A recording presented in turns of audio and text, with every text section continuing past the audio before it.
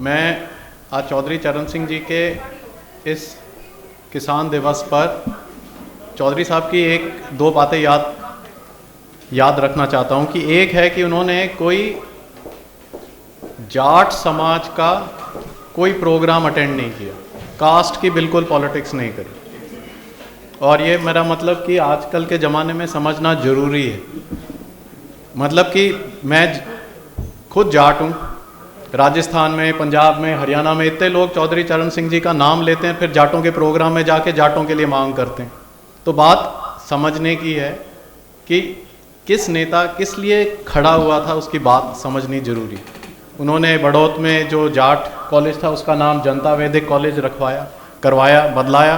परंतु आजकल के नेताओं का नाम लेने में खुश रहते हैं, उनका नाम प्रयोग करने में खुश रहते हैं, पर उनकी जो बातें हैं, जो उन्होंने कहा, उस चीज़ को नज़रअंदाज कर देते हैं।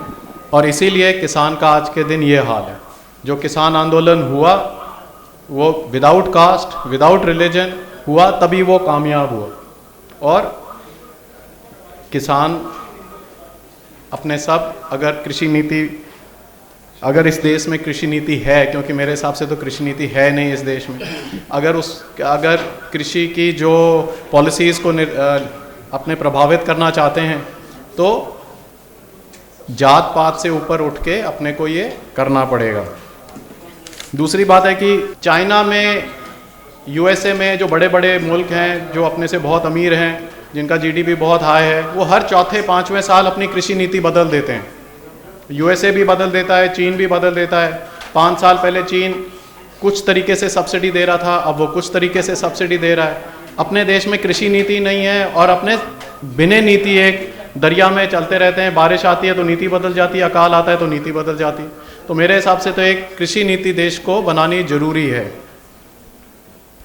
उसके अलावा आप देखें कि जो अपने, क्योंकि इस सेशन में मेरे हिसाब से नीति का काम था कि ये देखा गया है कि फॉरेन कंसल्टेंसी फर्म्स हैं, विदेश की कंसल्टेंसी फर्म्स को यूज़ किया जा रहा है नीति बनाने के लिए।